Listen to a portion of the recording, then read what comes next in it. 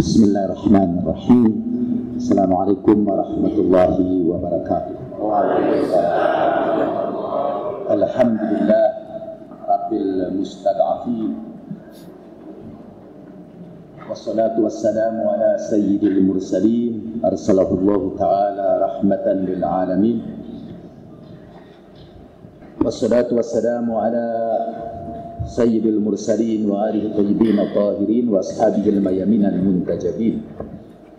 Setelah saya mendengar pembawa acara berbicara dalam bahasa Inggris yang sangat bagus, saya memberikan apresiasi yang sedalam-dalamnya. Dan sebetulnya saya bermaksud untuk berbicara seminar internasional itu dalam bahasa Inggris juga. Tapi saya rada khawatir bahasa Inggris saya lebih baik daripada pembawa acara itu. Jadi supaya saya berada dalam posisi lebih buruk dari pembawa acara dan dari saudara-saudara, uhibbu an astamir bil lughatil arabiyyah likai tastahqiruna lughati wa likai tastakhifuna lughati al-arabiyyah. Tapi hanya itu aja bahasa Arabnya. Jadi sebetulnya itu sudah salah juga. Sebetulnya setelah kai harusnya dimatikan wawu dan nunnya. Ya. Tapi tadi saya sebut begitu maksudnya supaya saudara punya kesempatan untuk mengkritik bahasa Arab saya. Berkenaan dengan Mahdawiyah, satu saat Nahdlatul Ulama mengadakan konferensi Islamic Scholar itu. Waktu itu pelopornya Pak Hasim Muzadi dan kalau tidak salah yang membiayainya Ibu Megawati. Jadi berkumpullah para ulama dari seluruh dunia. Dan saya berkesempatan berjumpa dengan salah seorang ulama yang jadi imam masjid di Baghdad, di Kazimain. Sampai namanya juga yang saya ingat Al-Kazimi. Lalu waktu ngobrol, malum ulama tiba-tiba dia bercerita tentang Imam Mahdi. Kata nanti kalau Imam Mahdi itu datang, dia akan menghakimi ahli Injil dengan Injilnya. Dia akan menghakimi orang-orang Yahudi dengan kitab Tauratnya. Dia akan menghakimi setiap agama dengan kitab sucinya. Saya dengar begitu kok tiba-tiba dia ngomong gitu. Saya bilang apa karena dia tahu saya penganut pluralisme. Jadi jangan kira bahwa kalau Imam Mahdi itu datang semua harus tunduk kepada hukum Islam dari madhab tertentu. Kan yang namanya hukum Islam itu bergantung madhabnya. Sehingga syariat Islamnya kelompok Taliban berbeda dengan syariatnya Front Pembela Islam. Berbeda juga dengan syariat Islam dari PKS tentu saja. Dan saya pikir berbeda juga dengan syariat Islam yang ada di dalam pandangan Pak Prabowo dan supaya adil Pak Jokowi. Jadi, tapi yang menarik bagi saya ialah ucapan dia bahwa Imam Mahdi akan datang sebagaimana kata disebutkan di dalam Al-Quran, huwallazi yarsala rasulahu bil huda wa dinil haqq liyudhhirahu 'alad dini kulli walau karihal musyrikun. Dan dia melanjutkan Rasulullah sallallahu alaihi wasallam untuk menegakkan agama ini di dunia. Dan jangan kira sekali lagi bahwa Imam Mahdi itu akan menerapkan syariat Islam kepada seluruh penduduk apapun agama. Tidak, kata Al-Kazimi, hanya tambahan kecil aja. Waktu saya ke Irak, saya bertemu dengan Syekh Kazimi itu, dan kata dia cerita, ketika dia jemput saya di tempat ziarah, dia mengatakan bahwa dia baru saja keluar dari penjara. Dan di atas itu, di atas langit di situ di Baghdad, ada balon-balon besar, dan kata beliau, itu satelit yang diarahkan untuk mengawasi orang-orang yang berada di sana.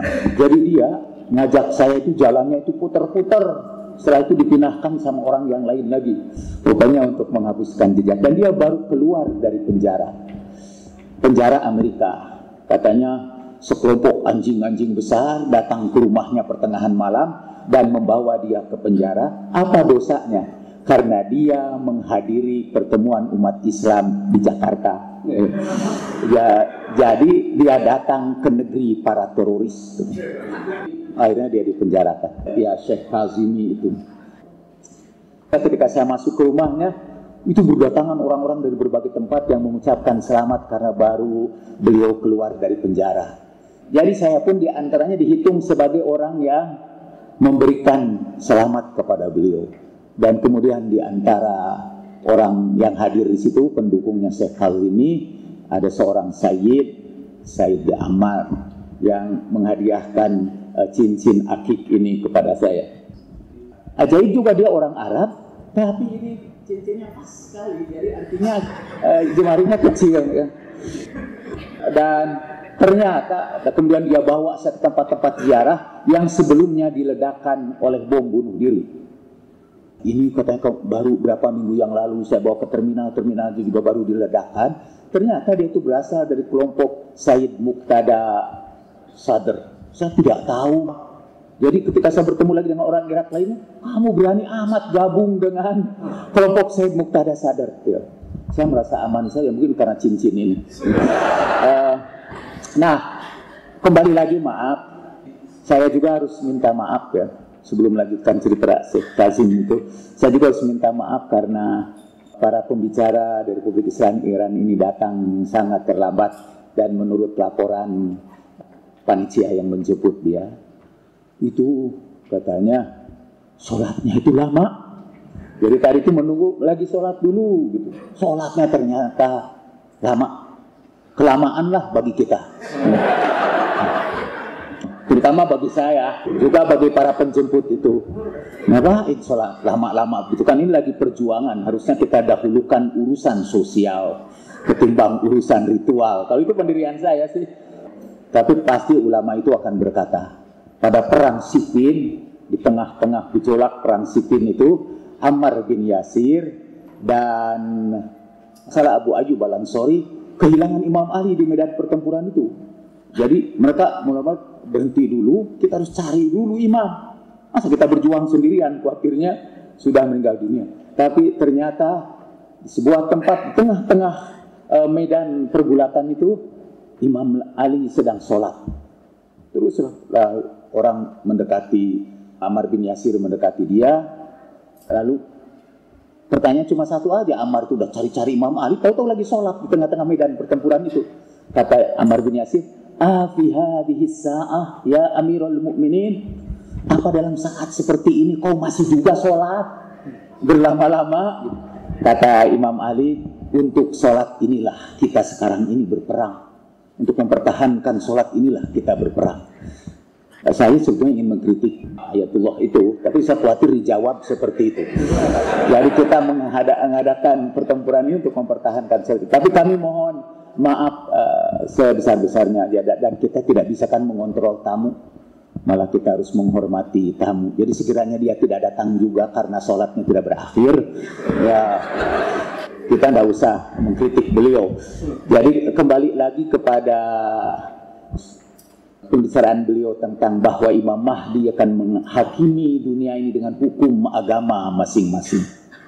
Dan itu ternyata Imam Mahdi itu untuk menegakkan perdamaian di dunia itu, dia menganut pluralisme. Memang tidak bisa perdamaian di dunia ditegakkan. Bahkan perdamaian di kalangan umat Islam tidak bisa ditegakkan tanpa penghargaan kepada berbagai mazhab dan berbagai aliran. Dan mungkin, apa mungkin ya? Dan ternyata pesan atau yang bawa Imam Mahdi itu juga adalah pesan Al-Quran. Saya ingin bacakan ayat Al-Quran yang sangat populer di kalangan garis keras, karena saya termasuk dulu garis keras, yaitu ayat surat Al-Maidah yang ujungnya itu wa malam yahkum bima anzalallah. Kan hafal kita, faulaika humul kafirun faulaika humuz zalimun faulaika humul fasiqun. Saya lagi ngecek aja apa ada garis keras di sini. Dan kalau hafal pasti dia garis keras. Ya. Jadi ternyata setelah saya baca, karena itu potongan terakhir aja dari ayat. Kalau dibaca sejak awal dan dari rangkaian ayat itu, ternyata ayat wa malam yahkum itu sangat pluralis. Waktu saya menemukan ayat ini, yang saya hafal ujungnya aja, tapi yang hafalnya itu, dan saya pakai untuk menghantam orang-orang yang tidak mau menegakkan syariat Islam di dunia ini.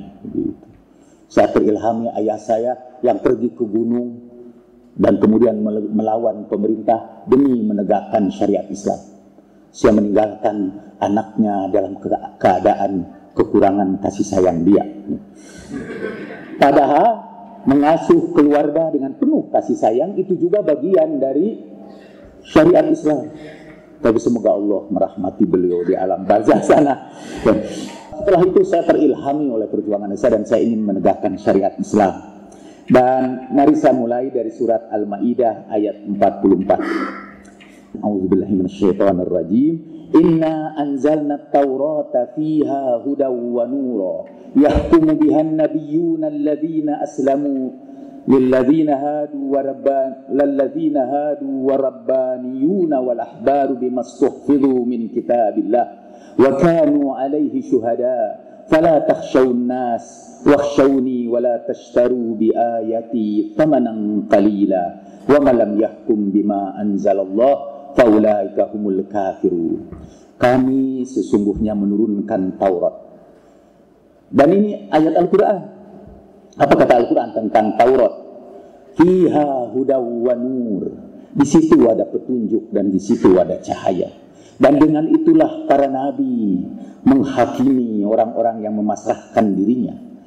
Dari orang-orang Yahudi, Rabbaniyun, para pendetanya, Al-Akhbar, para romoknya, bimastuhfiru, para rahibnya yang diberikan amanat untuk menjaga kitabullah dan mereka menjadi saksi. Maka janganlah kamu takut kepada manusia, takutlah kamu kepadaku, dan jangan jual ayat-ayatku dengan harga yang murah, dengan harga sedikit.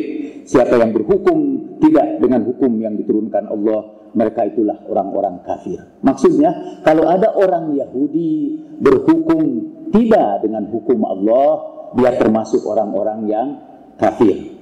Kita lanjutkan dengan ayat berikutnya. Kemudian ayat berikutnya menjelaskan tentang aturan dalam Taurat.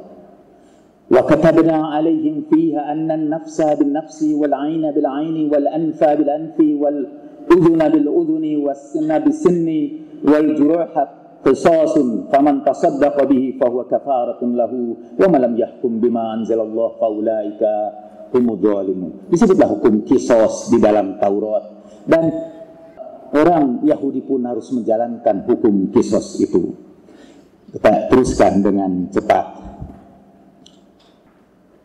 Wa qafaina, dan kami susulkan ala asarihim, sesudah mereka, pada jejak-jejak yang ditinggalkan mereka itu, bi Isa bin Maryam. Untuk apa Tuhan menurunkan Isa putra Maryam? Musaddiqan lima baina yadayhi minat Taurat, untuk membenarkan kitab Taurat. Di kedatangan Nabi Isa bukan membatalkan kitab Taurat, bukan. Musaddiqan lima baina yadayhi minat Taurat.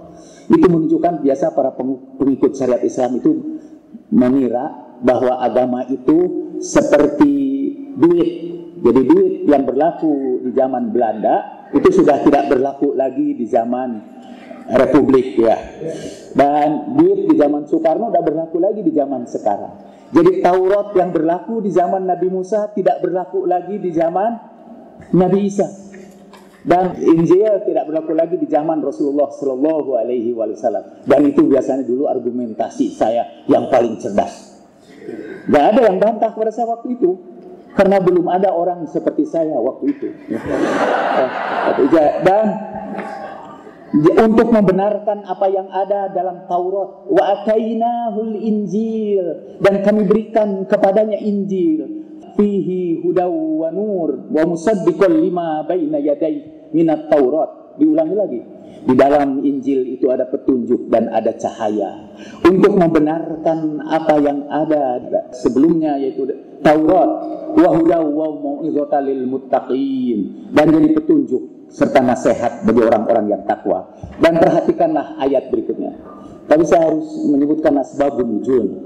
Jadi beberapa orang Yahudi dan Nasoro datang kepada Nabi meminta agar mereka dihukumi dengan hukum Islam. Ada orang yang berzina di kalangan orang Yahudi, dan mereka datang menemui Rasulullah supaya orang berzina itu diadili dengan hukum Islam. Sampai kan Nabi mengatakan, kenapa tidak diadili dengan hukum yang ada pada kamu? Lalu orang itu, coba perlihatkan Tauratnya kepadaku. Lalu dia kan katanya sembunyikan Tauratnya dengan tangannya. Dan turunlah ayat ini. Ayat selanjutnya yang ujungnya itu wa malam yahkum bima anzalallah.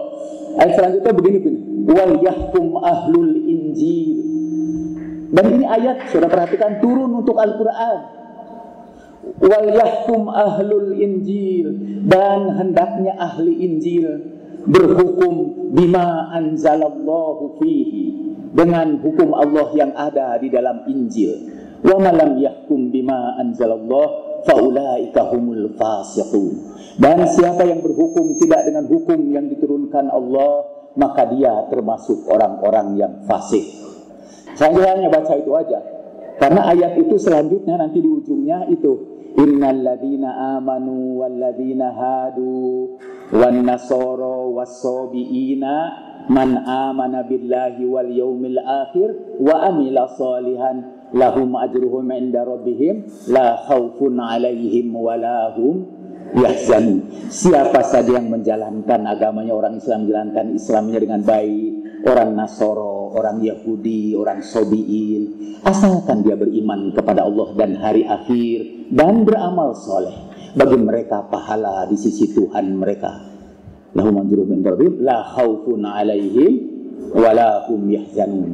Tidak ada rasa takut bagi mereka dan tidaklah mereka berduka cita. Jadi ternyata ayat wa malam yahkum bima anzalallah itu ayat yang sangat pluralistis. Padahal kawan-kawan kita sampai sekarang alhamdulillah nggak ada progres. Sampai sekarang itu masih tetap berpendapat bahwa wa malam yahkum bima anzalallah itu diterapkan kepada penegakan syariat Islam. Bukankah ayat sebelumnya wal yahkum ahlul injil bima anzalallah, hendaklah ahli Injil berhukum dengan hukum Injil bima anzalallahu fi, dan dengan hukum Allah yang ada di dalam Injil. Iya, itu di zamannya, kata kalau sekarang enggak lagi. Padahal kedatangan Nabi itu musaddiqul lima baina yadayhi minat taurati wal Injil. Nabi itu juga datang untuk membenarkan apa yang datang sebelumnya dari Taurat dan Injil. Kalau saudara siarkan pembicaraan saya dalam YouTube, segera saudara akan lihat Jalaluddin Rahmat memanipulasi Al-Quran, menafsirkan dengan tafsiran yang sesat dan menyesatkan. Karena saya belum kasih tafsir, saya baru terjemahkan aja, baru terjemahkan aja. Wal yahkum ahlul injil bima anzalallahu fih. Tidak usah ada tafsir, kita terjemahkan itu aja. Wal yahkum, maka hendaknya berhukum ahlul injil, ahli Injil, bima, dengan apa-apa. Itu tuh metodenya anak-anak Al-Azhar. Jadi kalau mereka sudah hafal sepotong-sepotong, itu mereka sudah menjadi penafsir Al-Quran. Dan saudara bisa kasak kusuk bahwa kita harus menegakkan hukum Al-Quran dan kita hancurkan hukum jahiliyah. Wal yahkum ahlul injil bima, dengan apa-apa anzalallah yang Allah turunkan fihi, di dalamnya. Wa malam yahkum bima anzalallah faulaika humul fasiqun. Itu konteks ayat itu. Itulah tugas Nabi. Beliau datang tidak untuk menghapuskan hukum Taurat dan Injil. Kepada orang Yahudi beliau kenakan hukum Taurat. Kepada ahli Injil beliau kenakan hukum Injil. Dan kepada orang Islam beliau kenakan hukum Al-Quran. Jadi menegakkan itulah katanya. Dan apa yang beliau lakukan emang membuktikan. Dan apalagi gelar beliau yang jarang disebut, gelar ini mungkin karena pluralis. Kan ada nama Rasulullah itu kalau sudah pergi ke tanah suci, ke Mekah, di Masjid Madinah, di sini ada kuburan Nabi dan di sini ada tembok. Di sini ada tempat orang ziarah, lebih luas dari sini tentu saja. Dan di sini ada tembok dan di situ ada puluhan nama-nama Nabi Shallallahu Alaihi Wasallam. Seperti kita menuliskan al-asma al-husna, di situ ada puluhan nama-nama Nabi Shallallahu Alaihi Wasallam. Dan dalam kumpulan nama Nabi itu ada satu nama yang jarang kita sebut. Kalau Al-Amin katanya Allah, malah An-Nabi Al-Ummi, yang Al-Ummi populer banget. Dan kita semangat banget untuk membarkan Nabi ini buta huruf. Itu tuh. Dan tidak dituntut pengadilan karena menistakan Rasulullah. Tapi yang gelar ini di situ disebut. Gelar itu yang kita kenal Nuril Anwar, Siril Asrar, Kiryaqil Aghyar Al-Mukhtar. Nah ini ada gelar Nabi Al-Musaddiq, yang membenarkan. Itu jarang kita sebut karena itu bisa berbahaya, membawa aliran yang sesat dan menyesatkan. Dalam Al-Quran disebutkan bahwa Nabi itu musaddiqan lima baina yadai atau lima baina yadai minat Taurati wal Injil. Rasulullah itu datang untuk membenarkan kitab yang sudah ada di belakang beliau, di hadapan beliau, yaitu Taurat dan Injil. Jadi Nabi itu datang untuk membenarkan Taurat dan Injil. Maka para ulama mewariskan kepada para muridnya sepanjang sejarah bahwa yang harus kamu imani itu iman kepada kitab-kitab Allah. Dan kita dulu waktu kecil menghafal, kita harus beriman kepada Taurat yang turun kepada Nabi Musa. Saya mencoba mengingatkan Anda, menyegarkan ingatanku. Karena sekarang kalau kita mengutip dari Taurat langsung sesat. Awas bahaya kristenisasi. Dalam buku saya Madrasah Ruhaniyah menjelang bulan Ramadan, saya kutip dari Alkitab tentang puasa Nabi Isa. Saya kutip juga dari Taurat. Dan saya diprotes oleh para ulama atau orang yang menyebut dirinya ulama. Dan mereka mengatakan bahwa kenapa Anda harus mengutip Taurat dan Injil? Kenapa bawa-bawa kitab Taurat dan Injil? Kan itu udah nggak berlaku, udah mansuh. Gitu. Siapa kemarin yang nulis nasih mansuh itu Pak? Sa'dullah ya dari UIN. Saya memberikan kata pengantar untuk kitabnya tentang nasih mansuh atau abrogasi. Itu nasih mansuh itu diperdebatkan oleh para ulama. Jumlahnya aja diperdebatkan. Mula-mula nyebutnya 300. Jalaluddin Asyuyuti hanya menyebutnya beberapa puluh aja, udah berkurang sampai Jalaluddin Asyuyuti. Sampai Rasid Ridho 0. Udah ada lagi itu nasih mansuh itu jumlahnya. Cuma ada satu yang terus dipertahankan oleh para ulama, yaitu bahwa agama Islam menasakh seluruh agama-agama sebelumnya. Wa Al-Quran memansuh seluruh agama-agama sebelumnya. Itu masih dipertahankan. Dan Pak Sa'dullah itu di UIN Jakarta mempertahankan bahwa ayat ini pun sebetulnya tidak benar, bahwa agama Islam itu menasakh agama-agama yang sebelumnya, dan dia buktikan dengan ayat-ayat Al-Quran dan penelitian-penelitian lainnya. Sekaligus juga ada juga satu ayat satu aja yang memansuhkan puluhan ayat di dalam Al-Quran. Dan ayat itu sekarang dipertahankan oleh kelompok garis keras itu. Ayat itu disebut ayat sayyid. Ayat sayyid, ayat pedang.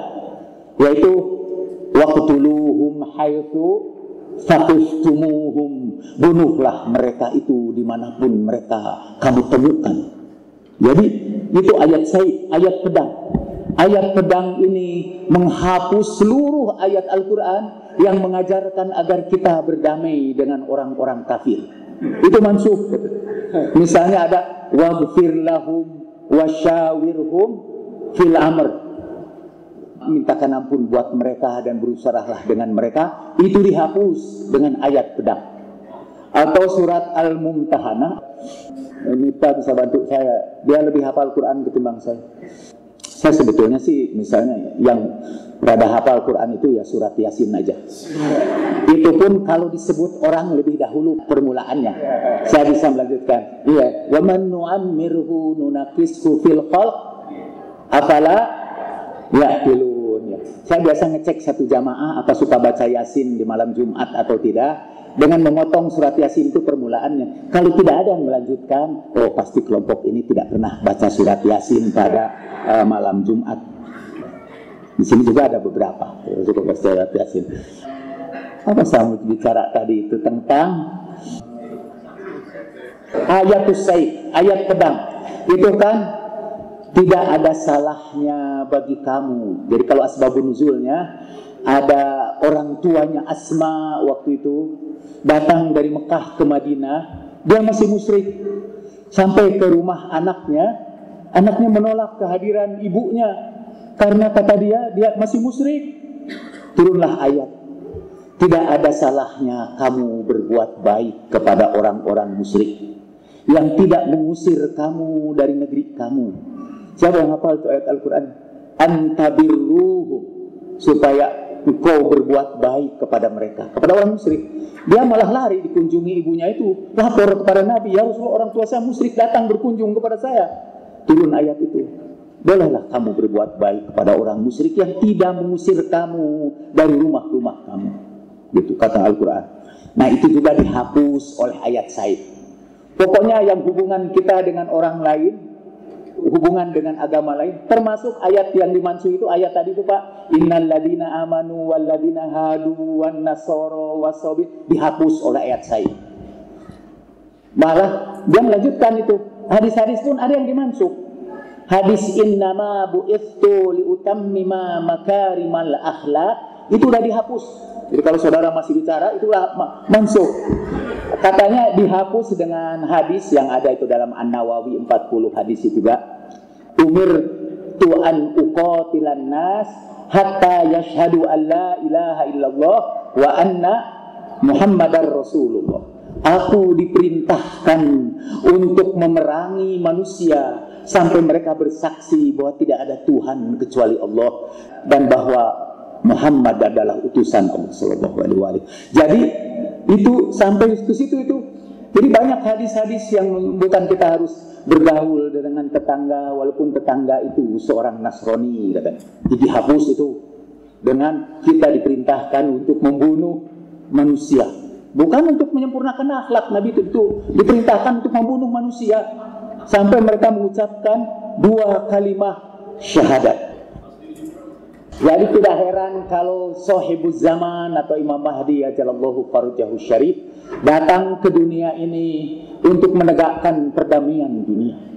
Tidak mungkin sekali kita menegakkan perdamaian dunia tanpa penghargaan kepada berbagai keyakinan. Dan tidak mungkin juga mempersatukan seluruh keyakinan itu. Semuanya nanti kalau datang Imam Mahdi, semua agamanya Islam. Tidak mungkin itu.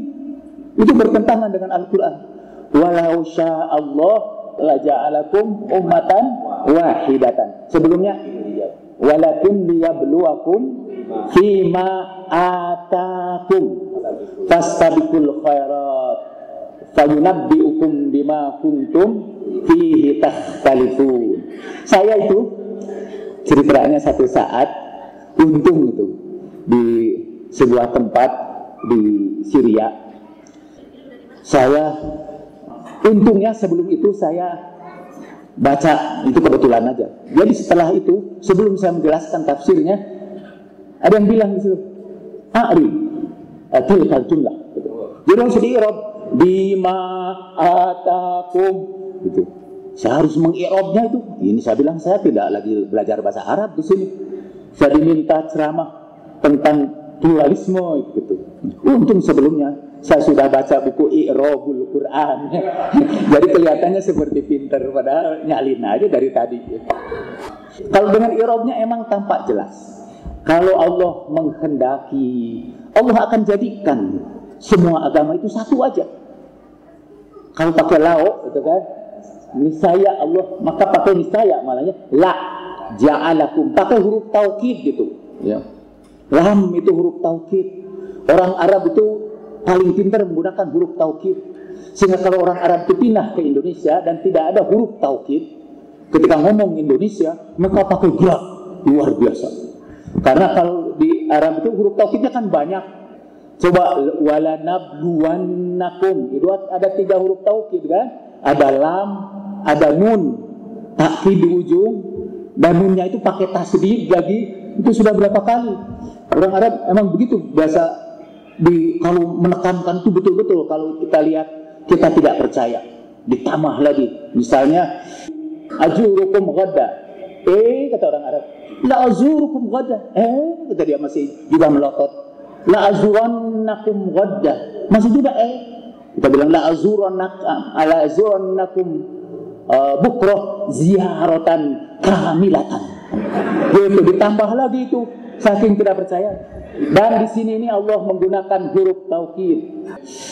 Walau sya'allah la ja'alakum ummatan wahidah. Sebelumnya wa ja'alna minkum syir'atan walikullin ja'alna minkum syir'atan wa minhajah. Setiap agama itu kami berikan aturan dan syariatnya sendiri-sendiri, tidak sama setiap agama itu. Kami jadikan syariatnya sendiri-sendiri.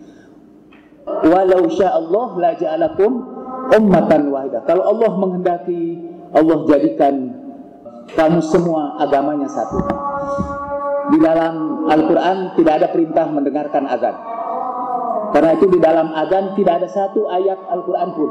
Maksudnya supaya tidak didengarkan. Yang ada dalam Al-Quran itu, apabila dibacakan ayat Al-Quran, dengarkanlah kamu. Fasma'u lahu wa'am situ. Tidak ada wa idza quri'al adzan. Yang ada itu ketika dibaca, dan saya sedang baca Al-Quran, di situ sedang azan. Saudara dengarkan saya, dan jangan dengarkan. Itu tanda kita sudah memasuki waktu sholat. Punten ya. Nah, saudara harus menghargai saya juga. Berhukumlah saya dengan hukum yang diturunkan Allah. Jadi kalau Allah menghendaki, semua agama itu dijadikan satu. Tapi Allah tidak menghendaki. Kalau kata lau itu dalam bahasa Arab beda dengan kata in. Lau itu biasanya litamanni, ya, untuk angan-angan, untuk pengandaian. Artinya Allah tidak menghendaki agama itu satu. Siapa yang menghendaki agama itu satu? Para ustadz, para guru kita. Itu inginnya semua agama itu satu. Allah tidak. Walakin, dan sesudahnya pakai walakin. Tetapi Allah ingin menguji dengan keragaman berbagai agama itu. Bima atakum, Allah ingin menguji kalian dengan agama yang datang kepada kamu itu. Kita ini Islam karena agama yang datang sama orang tua kita Islam. Sekiranya kita ini penduduk lembah Baliem di Irian Jaya, saudara mungkin bisa sama, tidak pakai baju, sama-sama tidak baju. Tapi kita tidak sama dengan lembah Baliem karena Islam tidak datang kepada mereka. Yang datang mana orang Kristen? Itu sehingga Manokwari menjadi kota Alkitab. Kita ribut juga kan? Tapi itulah Kristen, agama itu yang datang ke Manokwari. Agama Islam tidak datang ke situ. Para pendakwah kita kan sibuk memperebutkan negara ini. Sekarang malah sibuk sampai lupa dakwah untuk memperebutkan siapa presiden berikutnya. Jadi kalau Allah kehendaki, Allah jadikan semua agama itu satu. Tetapi Allah ingin menguji kamu dengan agama yang datang. Apa ujian Allah dengan agama kita itu? Fastabiqul khairat, supaya kalian berlomba-lomba dalam kebaikan. Seluruh agama itu turun supaya berlomba-lomba dalam kebaikan. Kalau Allah kehendaki itu, ini karena di sini Islam semua. Kalau Allah kehendaki, mazhab itu cuma satu aja dalam Islam itu, yaitu mazhab saudara. Kalau saudara itu pasti satu aja. Itu menurut saya hadis akan pecah umatku menjadi 73 golongan, semuanya masuk neraka kecuali satu. Pasti itu dibikin oleh para ustadz. Karena yang selamat itu cuma satu aja. Padahal pecah dan berbagai golongan. Padahal Al-Quran mengatakan Allah tidak menghendaki. Jangankan mazhab, agama saja tidak dikehendaki Allah itu satu. Enggak. Karena kita ini dipengaruhi dengan agama yang datang kepada kita. Dan untuk apa kita diuji Allah? Untuk berlomba-lomba dalam kebaikan. Jadi malah menurut saya sih, ayat Quran yang mengajarkan kita rahmatan lil alamin itu menghapus ayat pedang. Masa satu ayat pedang menghapus puluhan ayat yang perdamaian? Ajaib itu. Buat saya ayat yang lebih banyak itu yang menghapus, ini ayat yang sedikit itu. kalaupun saya percaya pada nasih mansuh. Tapi saya tidak percaya pada nasih mansuh. Karena yang yang ayat pedang itu hanya dalam situasi perang. Dan dia tetap berlaku ketika kita perang. Emang kita perang? Ya tidak bolehlah ketika perang itu kita misalnya berprasangka baik kepada musuh. Misal kalau ada musuh bawa senjatanya mendekati kita, kita pikir dia akan menyerahkan senjatanya kepada kita. Mati konyol kita. Di saat itu dimanapun kita temukan musuh, bunuhlah musuh itu. Tapi dalam suasana perang, yuqtal au yaghlib, kita menang, kita dibunuh atau kita memperoleh kemenangan. Jadi itu pembicaraan saya yang pertama, yang tadi sebetulnya poinnya udah habis. Sekarang harus saya kasih topik yang kedua. Tadi itu udah habis. Dan topik yang kedua tentang hadis Imam Mahdi. Dahulu saya termasuk yang tidak percaya kepada Imam Mahdi. Dan karena kata guru saya, malah dia mengutip dari Sayyid Rasyid Ridho itu.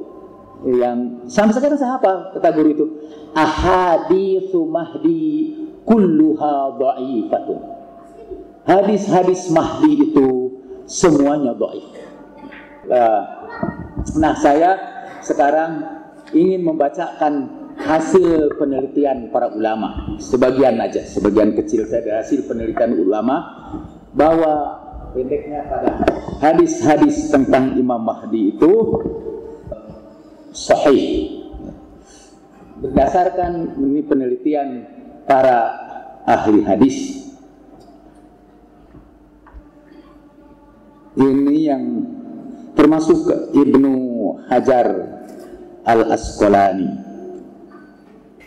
Saya baca dari hadis nomor 1, dikeluarkan Ibnu Majah, Ahmad Ibnu Habal, Abu Nu'aim Al-Isfahani dan lain, dari Ali bin Abi Thalib radhiyallahu anhu, qala Rasulullah sallallahu alaihi wasallam, al-Mahdi minna ahlul bait yuslihu Allahu fi lailah. Hadzal hadis ini sahahahu al-Albani. Al-Albani adalah mbahnya ilmu hadis pada tahun mutaakhir. Apa yang sahih menurut Al-Albani sahih menurut seluruh PKS, PBB, P3 itu kalau sudah disahihkan oleh Albani. Dalam Sahih Al-Jami As-Saghir juz kedua hadis nomor 1140 dan Silsilah Al-Ahadits As-Sahihah juz kelima halaman 486 wa Sahih Sunan Ibnu Majah. Jadi Al-Albani itu menyaring lagi hadis-hadis itu dan bikin kumpulan hadisnya dan dikumpulkan yang sahih saja. Tapi Bukhari dan Muslim tidak, karena menurut dia Bukhari dan Muslim seluruhnya sahih. Tapi dia bisa bikin Sahih Sunan Ibnu Majah, Sahih An-Nasai, bahkan Sahih At-Targhib wa Tarhib. Kita dikumpulkan yang sahih saja. Kemudian yang sahih aja dikumpulkan tanpa memperhatikan kitab apa, dan dia sebut silsilah Al-Ahadits As-Sahihah, ya, kumpulan hadis-hadis yang sahih. Dari Tirmidzi, dari Al-Hakim, Tirmidzi juz keempat halaman 505, Al-Hakim juz keempat halaman 442, qala Tirmidzi, hadza haditsun hasanun sahihun. Kata Az-Zahabi, Az-Zahabi itu termasuk yang paling keras. Sampai ada ulama yang mengkritik Az-Zahabi itu, lisannya, kata lidah Az-Zahabi itu lebih tajam dari pedang. Dan dia banyak menyakitkan hati orang, Az-Zahabi itu.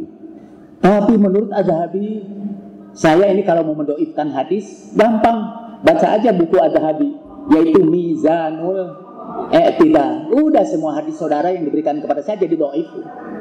Karena dia ini, bahkan dia ngumpulin rijal-rijal yang doif saja dalam Mizanul I'tidal. Jadi kalau saudara mau mendoifkan hadis, ambil Mizanul I'tidal. Cari orang itu misalnya, haddatsana Munir bin Abihi. Ini siapa Munir ini? Cek, namanya tercantum dalam At-Tahdzib, huwa dhaif.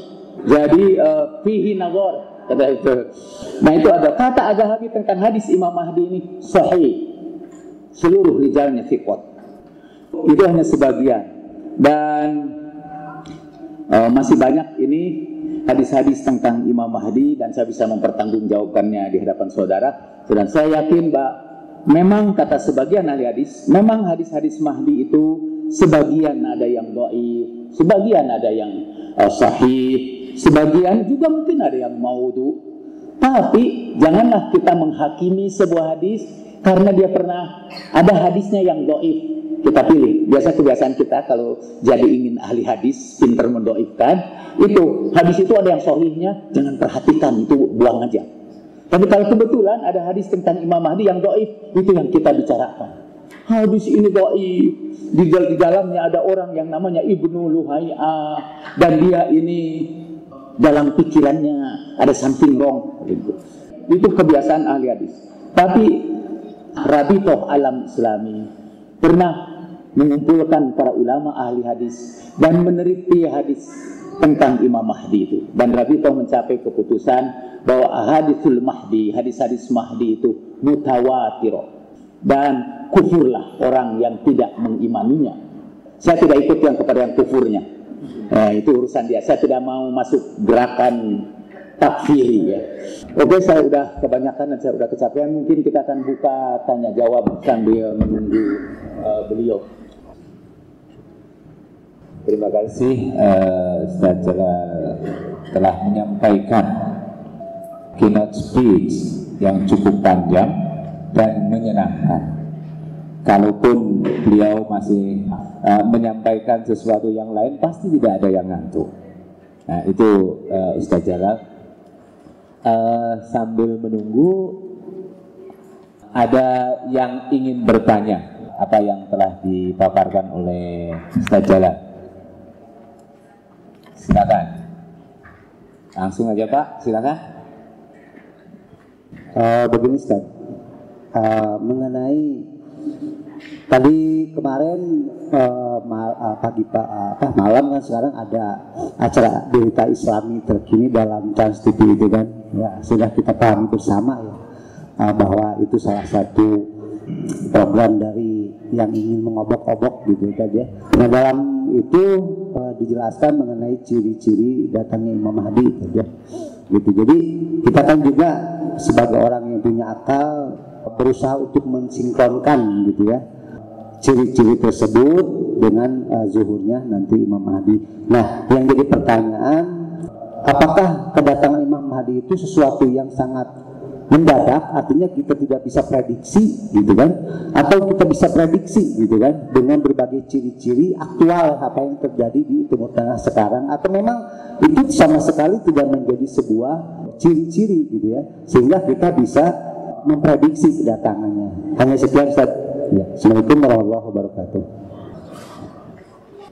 Ada banyak hadis-hadis tentang ciri-ciri kedatangan Imam Mahdi sallallahu alaihi wasallam.